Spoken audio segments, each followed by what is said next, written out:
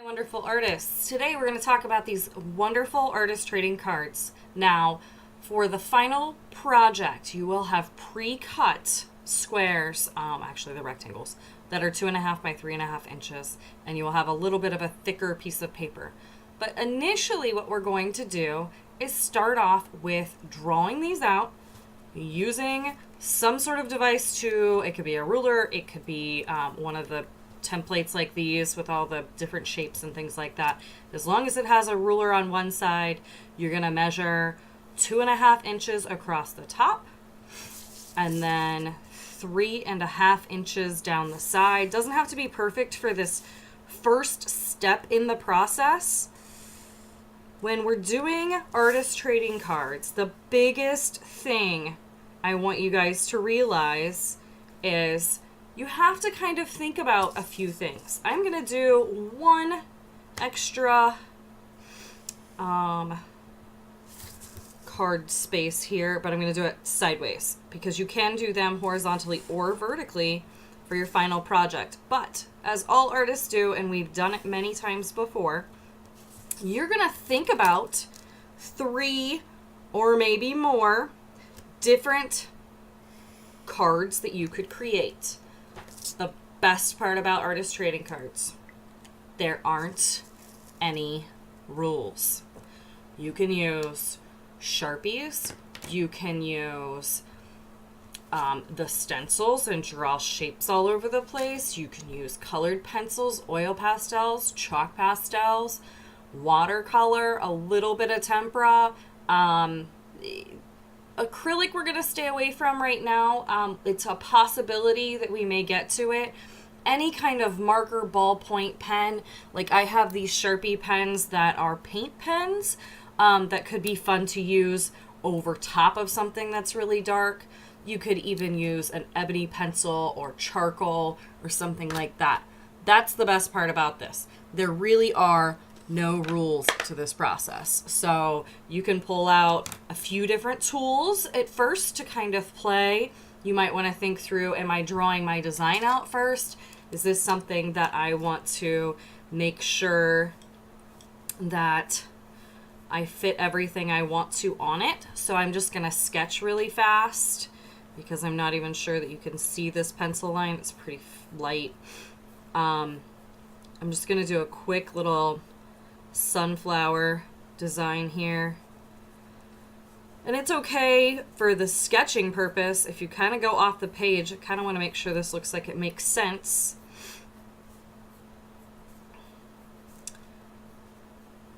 So I went off the page to make sure that the space of everything kind of made sense on my circle when I was going around.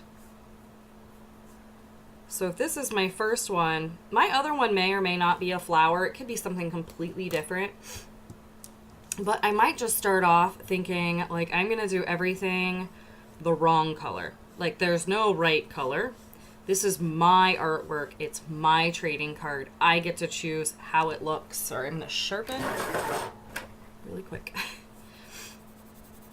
So I can add in some color. There's no rush with this. I want you to kind of think through. Oh, the other great thing you can do is use, say, old magazines or newspapers. The options for artist trading cards are completely endless. There is no wrong answer other than they have to fit in this size. Now, while you're watching me color, the best part about that is we will, actually I'm orchestrating that now, be trading our cards with another school, actually several, and other teachers throughout the entire world, okay?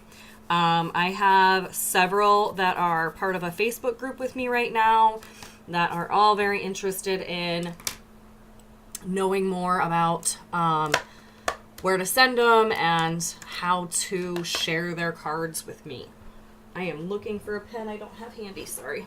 I'm just going to kind of go out of the bounds here of what a sunflower would typically look like and add, now these are brush pens that I have because I had bought them. It's not something we have in the classroom. But if you have them at home and you want to bring them in, I'm totally fine with that. Just be aware that somebody brings something in, they may not choose to share it. These are not something I would bring into the classroom and be willing to share because they are just one set and they are expensive. And I'm still getting used to them, so I don't even know if I like this, but kind of gives me an idea of what these colors look like together, and if I wanted to add some more lines. These are watercolor brush pens, so I can take a little water pen to it and spread that color around a little bit.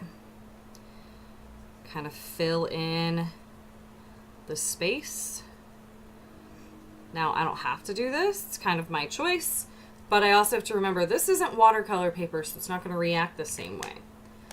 If I don't like that or I wanted to add something else to it, I can always put other things on it. Anything from Sharpie, pen, more pencil, I could go back in and just shade in that whole petal. The idea is that you want to show off a mini version of something you can create, and it can be a lot of layers of things. It just has to be this size. We are only working on one side. The back will have your name, the location of our school, like it'll say Whitehall, Ohio, and that is it. It'll only be first names, so we can't release all that information, but very simple information. Then you get to title it and sign it if you'd like. It's a really fun project. I want you to think about what's special to you, what makes you an artist. You are all artists. We're just all learning at this, a different pace and a different place. So I want you to have fun with this. I need at least 3 ideas. If you can give me 6, you will start to see a pattern in what you like to do. I hope you have fun with this, and we will get out the final draft cards next week and we'll get started on them.